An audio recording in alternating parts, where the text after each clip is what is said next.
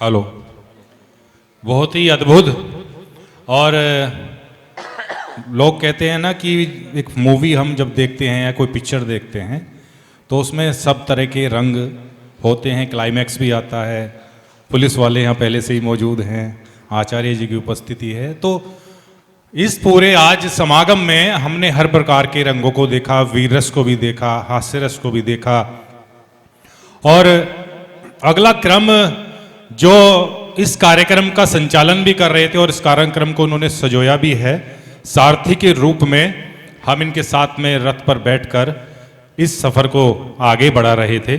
ऐसे विकास त्यागी जी अपना काव्य पाठ आपके बीच में करेंगे और इसके लिए बड़ी एक सुंदर सी पंक्तियां हैं, क्योंकि जब भी मैं हापुड़ में इसके कई कार्यक्रमों में पहुंचा हूं तो मैंने इसके लिए लिखा था और आमंत्रित कर रहा हूं कुछ चंद पंक्तियों के द्वारा जो इसके लिए समर्पित है कि मुझे कुछ वो यूं अच्छा लगता है, मुझे कुछ वो यूं अच्छा लगता है, वो गुलदस्ते में फूल और कांटे दोनों को रखता है, क्योंकि वह संस्कारों को बचाने की बात रखता है, इसलिए वो गुलदस्ते को ऐसा रखता है। एक बार जोरदार तालियां विकास त्यागी के लिए, वो अपना काव्य पाठ करेंगे।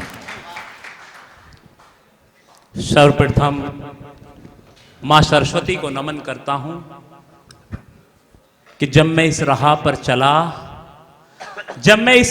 चला ये रास्ता बड़ा सख्त लगा। यार थोड़ी देर मुझे ध्यान से सुनो, यहां आने में मुझे बड़ा वक्त लगा। क्या बात है, क्या बात है। मेरी कविता को जमीन देने वाले लोग बैठे हैं और ये कविता की यात्रा यहां तक पहुंची कि गिरे हैं हम कभी यारो। समय का पालन करूंगा, 5 से 7 मिनट आपके बीच हूं, फिर इस कविता के शिखर पुरुष और फिर आचार्य जी का जो हमें उद्बोधन सुनना है। मुझे पता है आप आचार्य जी को सुनने के लिए बैठे हैं। तब कहता हूं कि गिरे हैं हम कभी यारो तो तुमने ही संभाला है, हमारी मेहनत का कमाया हर निवाला है, और हमें बदनाम करने की रची है साजिशें उसने कि जिसके घर में अभी तक भी हमारा ही। क्या बात है, जिंदाबाद भाई, बहुत बढ़िया। आपकी तालियां अभी नहीं आई क्योंकि कविता करती क्या है कि जिस गांव में बारिश नहीं पड़ती, जिस गांव में बारिश नहीं पड़ती वहां की फसलें खराब हो जाती हैं। अरे जहां संस्कार पैदा नहीं होते वहां नस्लें खराब हो जाती। क्या बात है भाई, बहुत बढ़िया। और ये सनातन क्या है साहब, ये बचेगा कैसे? हम न होंगे कल यहां निशानियां होंगी। आचार्य जी जो आज कर रहे हैं, आज से आने वाले 10-20 साल बाद या 50 साल बाद जब कल की लोग जाएंगे तो एक पुरुष का जिसने अपना जीवन दान कर दिया उसके बारे में पढ़ेंगे कि हम न होंगे कल यहां निशानियां होंगी, इतिहासों के पन्नों पर कहानियां होंगी। अरे वक्त लेगा वजन हर किरदारों का, तराजू के पलड़ों पर कल ये जवानियां होंगी। क्या बात है, क्या बात। और कहां से ये सनातन, कैसे सनातन पुनर्जागरण होने लगा साहब? सनातन बनता कैसे है? वो शिवाजी महाराज जो दुनिया भर का संघर्ष छाती पर झेलते हैं लेकिन औरंगजेब के कदमों में सर नहीं रखते, तब ये सनातन धर्म खड़ा हो जाता है साहब। बहुत बढ़िया। वो महाराणा प्रताप जो घास की रोटी तो खाना पसंद करते हैं लेकिन अकबर के सामने सर नहीं झुकाते, तब ये सनातन और खड़ा हो जाता है। और एक गरीब मां के घर में पैदा होने वाला बेटा इस देश का प्रधानमंत्री बनकर जब भगवान श्री राम के प्राण प्रतिष्ठा करता है तो ये सनातन पुनर्जागरण हो जाता है। और एक सामान्य से परिवार में जन्म लेने वाला एक गांव में बच्चा जिसके मन में ख्वाब था कि बड़ा गायक बनूं, बड़ा फिल्मी सिंगर बनूं, देखने में भी बहुत सुंदर था, लेकिन उसकी मां ने कहा बेटा तुझे ये नहीं करना, तुझे जो पुराणों में लिखा हुआ है कि भगवान कल की आने वाले हैं, तुझे उस मंदिर को बनाना है। तो उस युवा सन्यासी ने सब कुछ त्याग दिया और सन्यास धारण करके 18 साल का संघर्ष छाती पर झेला, तो भगवान कल्कि का मंदिर बनाया। वो सन्यासी आचार्य प्रमोद कृष्णम बन जाता है। साहब, ये वैसे नहीं बनता। ये धर्म की और सनातन की बात महज झंडा उठाने से नहीं होती या नारे लगाने से नहीं होती।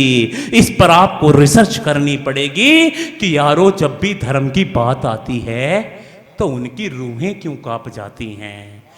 अरे यारो, जब भी धर्म की बात आती है तो उनकी रूहें क्यों कांप जाती हैं, जिनके अंदर अपने धर्म को बचाने का जुनून नहीं, उनके अंदर अपने पिता का खून नहीं। बहुत बढ़िया है, क्या लाइन यार, हमारी आंखों में पानी क्यों है, बदले हालात तो हैरानी क्यों है।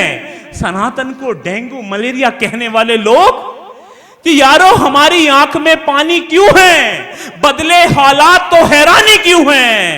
यहां सब तो रहते हैं आराम से, यार सबको हिंदुओं से परेशानी क्यों है।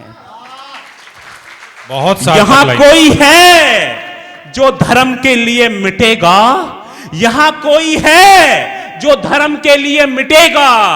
सच कहता हूं, विकास कल उनके लिए कविता लिखेगा और जिसका शरीर धर्म के लिए तपाया नहीं जाता, उन्हें कभी इतिहासों में पढ़ाया नहीं जाता। क्या बात है भाई, बहुत बढ़िया।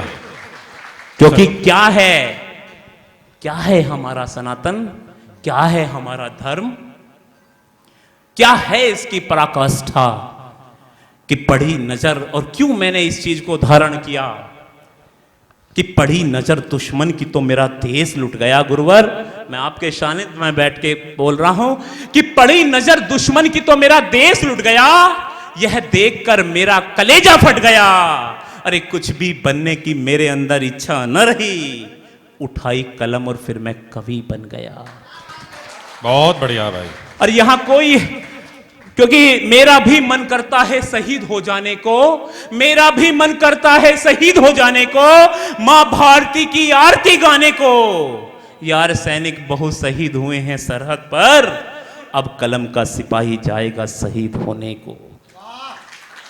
और मैं एक छोटी सी कविता जो मैंने कल्कि महोत्सव में पढ़ी थी, आचार्य जी का आशीर्वाद मिला था, द्रौपदी, उसमें कुछ मैंने नए छंद जोड़े हैं।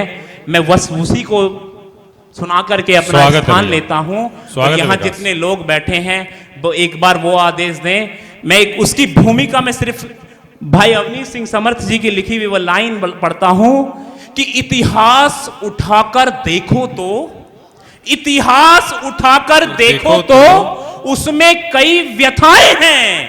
भारत भू को गर्वित करती उसमें कई कथाएं हैं। अरे आने वाली पीढ़ी देखे, दर्पण बहुत जरूरी है। हम जिनके वंशज हैं उनका तर्पण बहुत जरूरी है। इसीलिए इतिहास उठाकर पृष्ठ खोलता रहता हूं, परशुराम के फरसे का मैं वजन तोलता। जिंदाबाद जिंदाबाद, बहुत बढ़िया भाई। विकास। और क्या थी वो बेटी, सनातन की बात हुई तो सनातन में सब सर्वप्रथम बेटियों को रखा। मैं उस बेटी की बात करता हूं। आज बेटियों को कोई कुछ कह दे तो बेटी डर जाती है, लेकिन उसे बताता हूं इस कुल में एक बेटी का जन्म हुआ था। जब दुश्मनों ने उसके दामन को छूने का प्रयास किया तो एक ऐसा युद्ध महाभारत रचा गया जिसका वर्णन आज कलयुग में भी है। तब मैं उसकी बात करता हूं कि कौन थी द्रौपदी। मेरे साथ देना जितने मंच पर लोग उपस्थित हैं। स्वागत है विकास। आगे भैया, मैं आपका भी ध्यान चाहता हूं कि क्या थी कि अग्नि की लपटों में लिपटी वो धरती पे आई थी। अग्नि की लपटों में लिपटी वो धरती पे आई थी। राजा द्रुपद की बेटी खुद अग्नि की परछाई थी। अरे 5 पति थे उस देवी के, पांचों ही बलशाली थे। स्वयं कन्हैया जिस बहना के रक्षक थे, रखवाली थे। इतिहास समूचा पढ़ लेना, सबसे मनहूस घड़ी थी जी वही द्रौपदी राज्यसभा में आंसू लिए खड़ी। बहुत बढ़िया, क्या बात। अरे लज्जित हुआ गंगा का बेटा, सभा तो ऐसे ही सजी थी साहब। और सही बात पर वो लोग मौन थे और सही बोलने पर यदि आप लोग मौन हुए तो क्या होगा कि लज्जित हुआ गंगा का बेटा, शीश गड़ा था धरती पर, 2 गुरुओं का समस्त ज्ञान भी आज पड़ा था धरती पर। 5 पांडव नजर झुकाए बलहीन दिखाई देते थे, विदुर लिए आंखों में आंसू गमगीन दिखाई देते थे। अंधा राजा पुत्र मोह में बिल्कुल ही झूल गया था, जब अपने कर्तव्य को सिंहासन भूल गया था, जब अपने कर्तव्य को सिंहासन भूल गया था। सुनकर के अंधे का अंधा आंखें बहुत चढ़ी थी जी, वही द्रौपदी राजसभा में आंसू लिए। क्या लिखा है भाई, बहुत सटीक है। मैंने सर्वाधिक लेखन सैनिकों पर किया है। मैं उसकी बस वो पंक्तियां आपको सुना करके, क्योंकि जिस कविता ने मुझे इस विद्यालय में पहचान दी और फिर लोगों ने सुना, वो कविता मात्र कुछ भी नहीं है, उसमें ना मात्राएं हैं, गुरुजी तो उसे खारिज भी कर सकते हैं, लेकिन वो कविता जब मैं अपनी माँ को सुनाता हूँ वो हमेशा कहती है बेटा ये कविता अच्छी लगती है। गुरुजी का अगर आदेश मिले तो मैं उसका वाचन यहाँ करना चाहता हूँ। स्वागत है विकास। मैं एक सैनिक की कविता आपको सुनाना चाहता हूँ कि सैनिक बनते बहुत कौन बढ़िया, है। स्वागत मैं 1 सेकंड का ध्यान चाहता हूँ, यहाँ बैठे बहुत सारे बच्चे होंगे जो कल सेना में जाएंगे, उस कविता को सुनना कि वो वही मिट जाएगा ये वो सैनिक जानता है, कि वो वही मिट जाएगा ये वो सैनिक जानता है, लेकिन फिर भी वो सरहद को भगवान मानता है। देवों की पूजा उसका बलिदान है, परिवार से बड़ा उसके लिए हिंदुस्तान है। क्या बात है, क्या बात। अरे क्या भगवा, क्या हरा रंग है इस गगन के लिए, एक सैनिक जान दे देता है वतन के लिए।